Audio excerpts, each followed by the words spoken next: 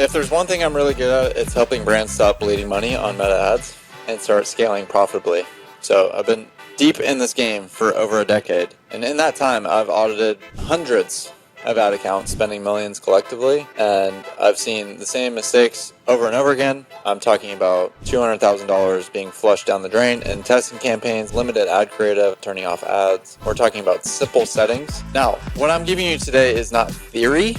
Again, everything of this channel is around actual data. It's around frameworks that we use at Kynship for our clients. And by the end of this episode, you're going to have a crystal clear roadmap on what to do to fix your own ad account, but also to start driving better performance. If this is a bad time, you're going to click off this episode in 5 minutes and save it for later, because this is something that you need to take complete notes on, follow from start to finish. It's the only way you're going to understand all the little nuances, because what I'm giving you today is the true secret sauce. This is the actual detail you need to understand to actually scale, not just the basic fundamentals. You can learn from thousands of other videos. So grab your notebook, open up your ad account, and let's dive deep into what's actually working right now. Now, before we begin, I'm going to use an analogy here of, before we start going down a route of complicated things, I want to talk to you about the fundamentals. And what I would say is this is almost like going to the grocery store without a list. What happens in that scenario? You just grab random things and, oh, that sounds good at the time, and I'm going to try this. And then you end up with a hodgepodge of a grocery cart, or just spending way too much time there because you don't have a direction, you don't have a checklist to follow. So over the years, I've seen dozens and dozens of advertisers do this exact same thing with the actual ad account and really not know where to start, what aisle to go down. They kind of click on random things. They have random campaign structures. They have 100 different approaches, and they don't know what actually drive results. And I've actually seen agencies do this exact same thing, which is actually really concerning. They don't have a clear point of view. They're literally walking down every single aisle along the way, and they find that campaign type that sounds good. They find that targeting option that sounds good. By the time they get to the checkout, they've not only doubled their costs, which is literally a different reference to meta ads, but they've also added things that they don't even want. And they've probably missed the most important things that they said that they were going to get. And so you do the same thing. You forget the fundamentals that you're going to build your account with, and you wind up with a mess of a campaign that doesn't work. So I think you get the point. The key here is that you don't know the fundamentals.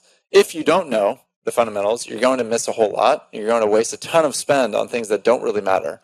For every new YouTube video, and sorry to be adding to the noise, but I just need to correct it. So let me take you into what actually works right now. First thing you need to understand is that Meta has completely changed the game with their new ASC system. So here's what everyone needs to know. Every brand operating under Meta is operating under the new ASC system with multiple ad sets. The old one campaign, one ad set, and then, ads up to 150 ads is kind of dead. Meta literally won't let you recreate those campaigns anymore. So if you go into an existing campaign within ASC, so let me just create this again. Create. Always sales, create campaign. It's going to default to this ad set.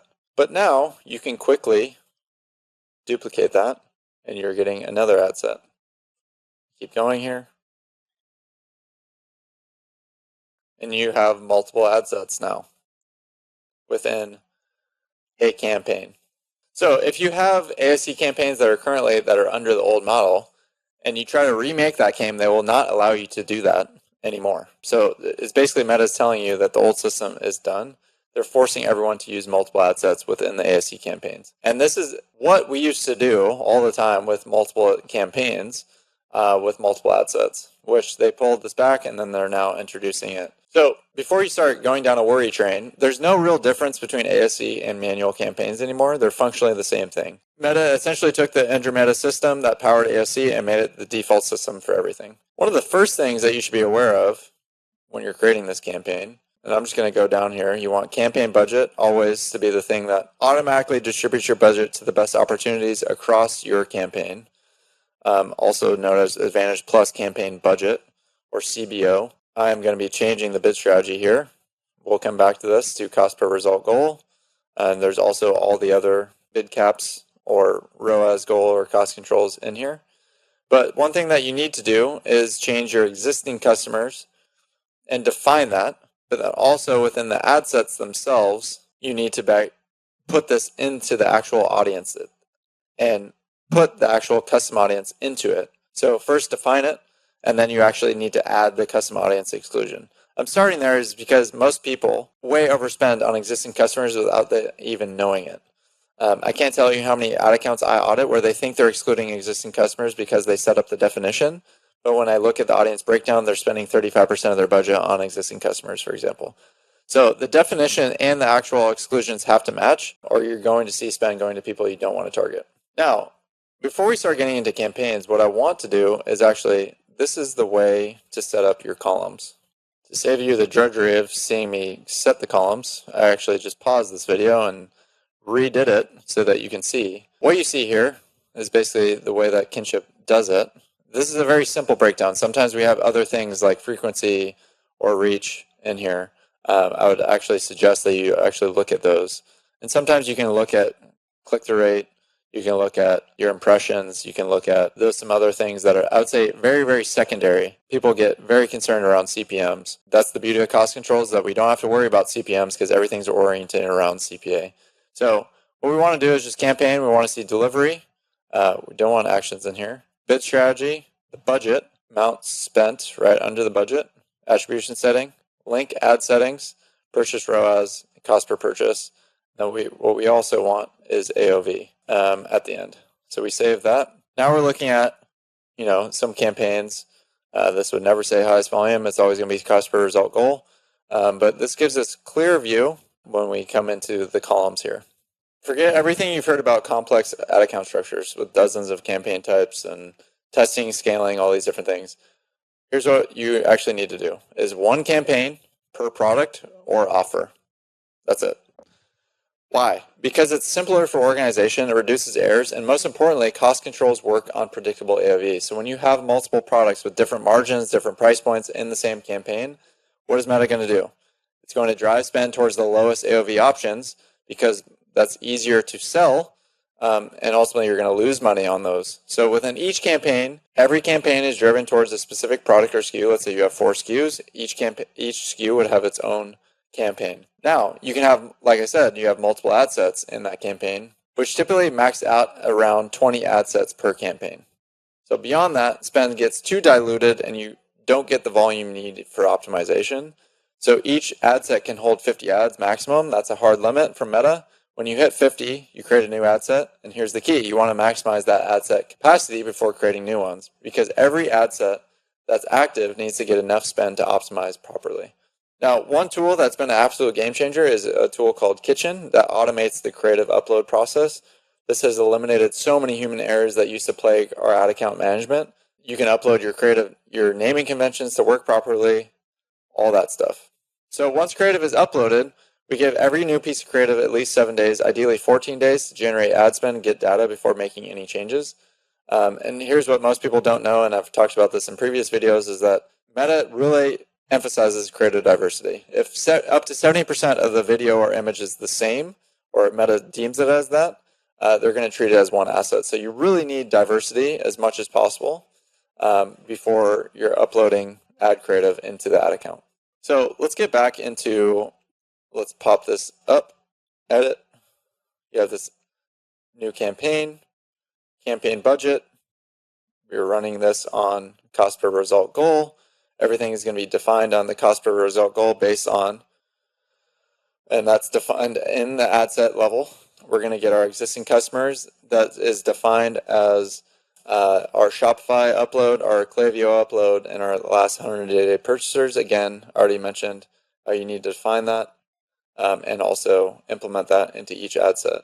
We're going to have a cost per result goal. This is just defaulted right now, but it's going to be based on the unit economics of that particular SKU and offer, that making sure that SKU is leveling up to our entire AMER goal. So new customer return on ad spend goal from a blended perspective. And how does that 7-day click CPA translate into our AMER goal that's measured on a 30-day basis? We want to get that answer as quickly as possible. We're going to upload those audiences into the custom audience exclusions. So those are going to be the same things of how we've defined existing customers. And then now we're at the ad level. And I've already talked about, we want as much diversity as possible. So you might be wondering, where is the targeting? Where are the interests? Where are the lookalikes? Well, none of those things. No demographic segments. I know it sounds crazy, especially if you're in a challenging vertical like furniture or cookware with longer consideration cycles and higher AOVs, but the reality is that creative is the new targeting, and that's not just a catchphrase. It's literally how Meta works now. So if you want to target yoga moms or basketball players or runners or marathon people, you need creative with that specific thing in it or persona type. And so the moment you add interest targeting, you're telling Meta's sophisticated system to ignore everything in it and focus on your limited understanding of who should see your ads. Again, I like to say it's only upside. If you're right, Meta will spend your dollars towards those people anyways. If you're wrong, all you're doing is forcing inefficiency and you're missing out on new customers.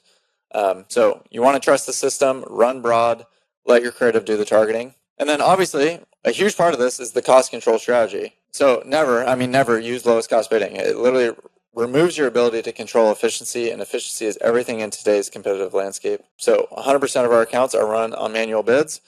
And how you set it up is very simple. So is what we want to do at the ad set level, again, this is where you're just setting the cost control. But if we look at, if you have a $100 AOV, right? And these are all your costs, your COGS. This is how you can very simply do this on the back of the napkin app. You want to have your COGS, your merchant fees, your customer returns, your shipping costs, fulfillment cost per unit, and duties, taxes, fees. This makes up your entire cost. So what you see is 47% cost. So you have 53% margin. This auto applies into what you have as a ROAS target, either aggressive, break even, or short-term profit focus. This is assuming 100% lift on LTV. So you have $200 that comes in over the course of a year from this customer. So on a break-even perspective, you'd make another $55 after all costs associated. This gives us a clear ROAS target. Now, this is just from an ad account perspective on a particular SKU. Obviously, what is not factoring in here is your returning customer rates, your fixed costs perspective, and then just from entirely, this is also on an assumption on new customers. Sometimes this is very different for a returning customer, so we also want to factor those things in. This is why you need to forecast and take into consideration every part of your P&L to really get to an accurate understanding of your target. But at a very back of the napkin math, that's how you would set your cost control. So let's say you're setting that cost control at that break even of 53% gross margin. For new creative launches, you could use a flexible cost control and temporarily increase the bid to maybe, if it's $53, we're raising it 10%, so another $5, or 20%, so another $10, and to give new creative room to breathe and gather initial data, and then normalize it back down to where it's actually performing. This is where, again, going back to the ad account, you're running on an inflated budget. So the daily budget is actually pretty insane at the campaign level. You're running it at, I think, $10,000 a day, something that you've never ever spent on a daily basis. But what is happening here is the governor of your spend is set at the CPA, at your cost control. So that's the thing orienting and controlling costs and controlling how much spend is going out. But why we want an inflated budget is because we never want to hit the budget. We always want to have ample breathing room for on a day that Facebook, for whatever reasons, finds a bunch of customers that are willing to acquire your product at that target CPA. Then we want to have no cap on how much it spends on that particular day. So you want to set it 2 to 3 or even 5 times higher than your target spend for exactly the reason I just said, for different auction dynamics that change on a day-to-day basis. This removes the human budget management from the equation entirely. You're not constantly adjusting budgets up and down, so you never want to run anything on ad set budget allocation because you're constantly going to have to dictate budgets based on that applicable ad set of that particular day. You want to let Meta do what it does best, which is find the lowest cost opportunities in the auction. Another thing is, do not separate campaigns by top of funnel, middle of the funnel, bottom of the funnel. Again, very archaic way of doing things. Every campaign should be a prospecting campaign because Meta is the best top of funnel platform in the world. You have the most potential to reach new people cost effectively compared to every other channel. So you don't want to waste that opportunity by spending on people who are already going to buy from you through email or organic social. Talking about creative. So at the ad level, right? I've already talked about the 50 ads per ad set. We want to maximize the ad limit as much as possible. There's 5 different dimensions that you can have formats, angles, personas, styles, and then context. These different 5 formats, you can get as much diversity as possible, whether that's through influencer content, through professional UGC creators, your own customers. All human-forward content is really hard to do, but it's totally worth it to get genuine diversity across all 5 dimensions. Now, I know what you're thinking. You're thinking, this sounds expensive. How do I produce hundreds of ads without breaking the bank? The reality is that creative production costs are heading towards zero thanks to AI and also scalable production methods.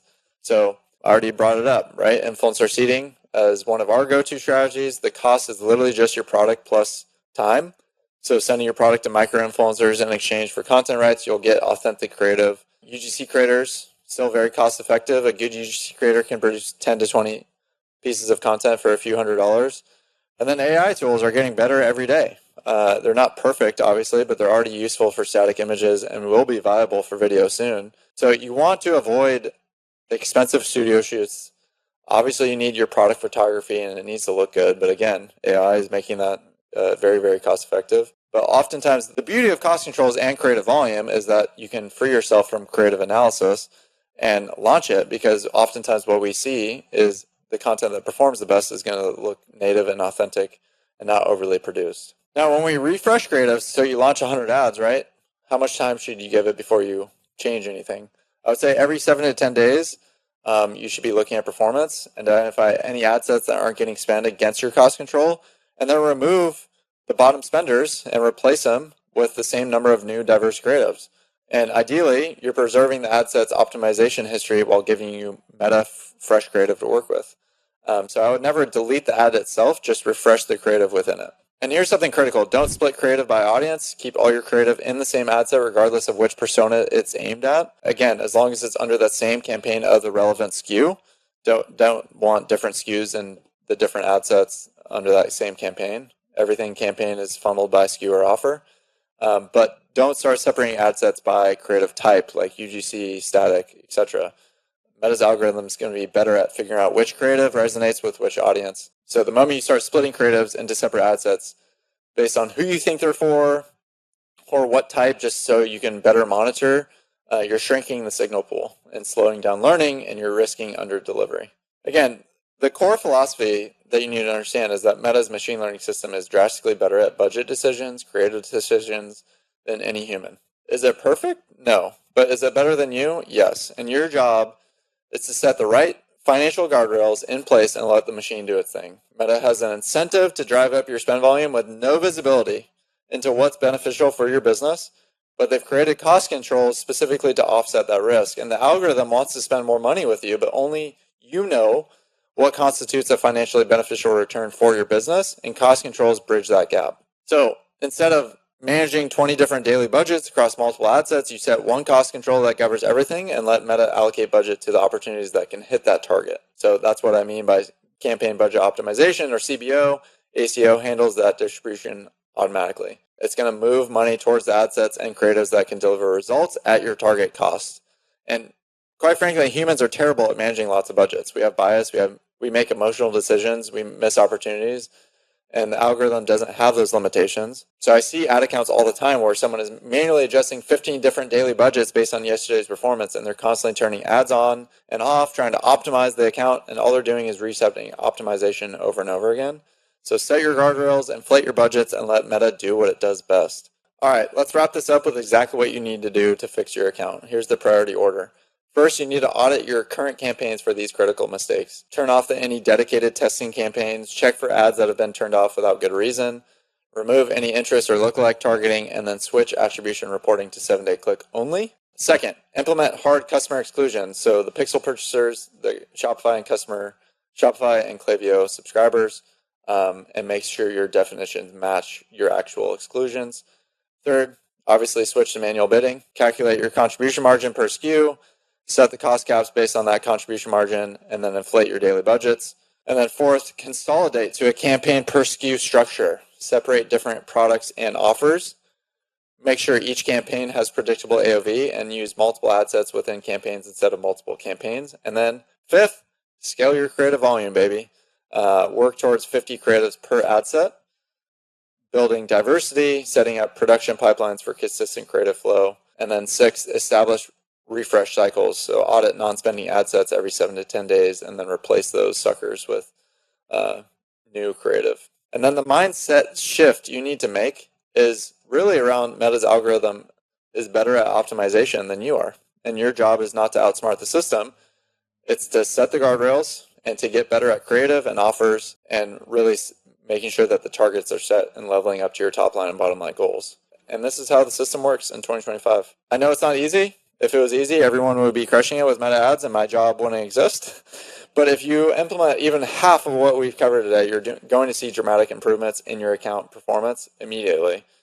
And the compound effect of these optimizations is massive. Each one might only improve performance by 10 to 15%, but when you stack them all together, you're looking at 2 to 3x improvements. So Meta has given us incredibly powerful tools with cost controls and new campaign structures, and the brands that embrace these tools and feed them with high volume, diverse creative, they're going to dominate their market and their category. And the brands that keep running their ads like 2017, they're going to get left behind. So the choice is yours. Take action on what you've learned today. And as always, thanks for listening. Remember, if you're not feeding Meta's algorithm with everything it needs to succeed, you're not just leaving money on the table, you're handing it over to your competition. Now get out there and fix your ad account. Subscribe to this channel, like, comment. I get back to every single comment. And thank you for listening.